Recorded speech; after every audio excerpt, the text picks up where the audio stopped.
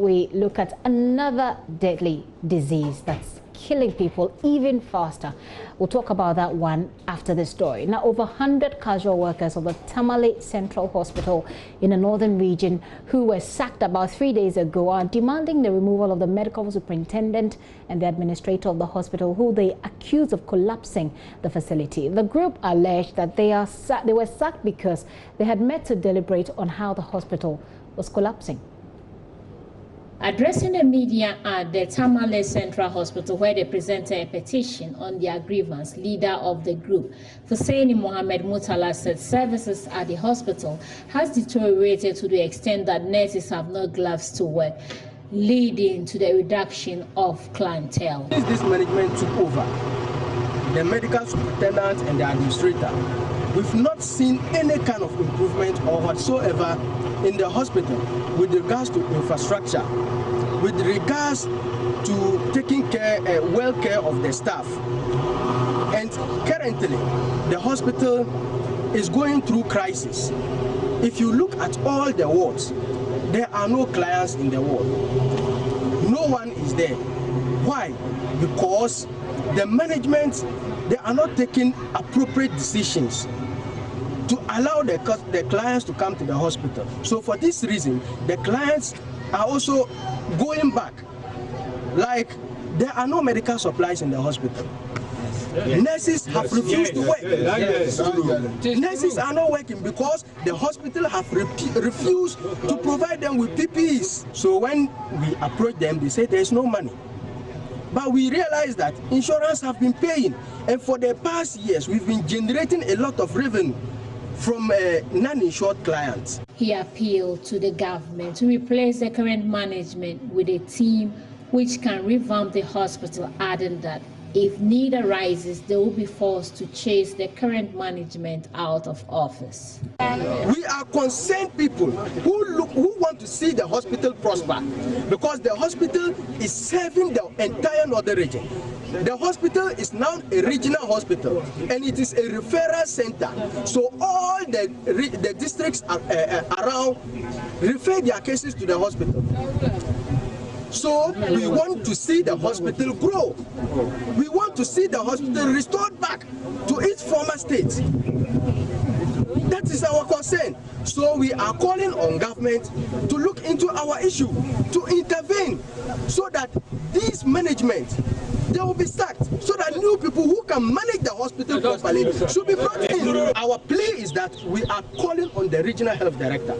Please, transfer this man immediately before he collapses the hospital to the core, because the hospital is already down. People No. If the need arise, we will chase him out of the hospital. If the need arise, because we demand that this hospital be restored to its former glory. But medical superintendent of the hospital, Muhammad Mbenwaya, has denied all the allegations. He said they were sacked because of the low patronage due to the COVID-19 pandemic. The reality is that, when you have people in a group, some are there that will not listen, irrespective of what you say. Because the reality is that some of them cannot see why we say we cannot have money to pay them for the period that this pandemic is going on. And the reality is that you have all seen the OPD. People who used to have OPD attendance at 300 plus. Now we hardly even get 20 people. What are we going to send to health insurance to reimburse us so that we pay them? And remember, out of what they are going to reimburse us, drug money is there, consumables money is there. You have water, electricity. When there's no electricity, we have to fuel the generator, everything out of the small amount that we are having. So it depends on the management. If they understand, we never said we are sacking people. If we were sacking, then we would have sacked everybody. But we remove some salient one, like theater, we have some people who are claiming. In a record, we have some people who are going to do, and we said, because if 20 people are going to come, records alone, they are about over 8. Is all the 8 going to be there when we have only 2 or 3 patients? It doesn't work. Hospital has to be managed, and the small resources have to be managed prudently. Martina filed that report. She joins me online from the northern region. Hello, Martina. Hello, Gissy. Martina, is there a background to the story that we should know to help us make... I didn't get that. Is there a background to the story that should help us make sense of it better? Martina? Yes, Gissy. Do you hear me? Yes, I can hear you. Right, so I'm asking if there is a particular background to what is happening at the Tamale Hospital which will help us make sense of this story better.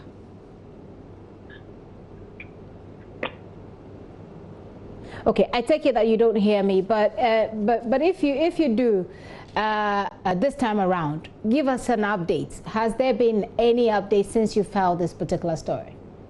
Not at all. I spoke to one of the those who were tasked this afternoon, and he says that they are yet to have a meeting, and then they can come out with something. And so these people who have been laid off, the response you got from the hospital was that it was temporary. Do they have... And the medical superintendent says that because of the COVID-19, people are not coming to the hospital, and so they have had to deal with the low patronage. From over 300 patients coming in daily, they have had to deal with just about 20 each day, and so it didn't make sense to keep all of them there. Okay. They needed to manage resources in a way so that the hospital doesn't go and collapse, as he said. And so he says, for instance, the theater like this has several workers. Some had to go. The files department has about 8.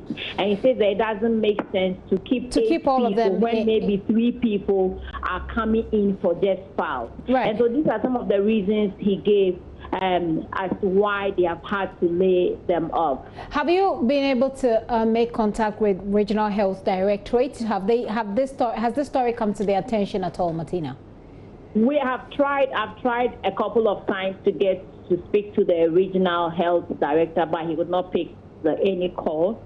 And I will also try to reach the Regional Minister to see if this has come to his attention as well.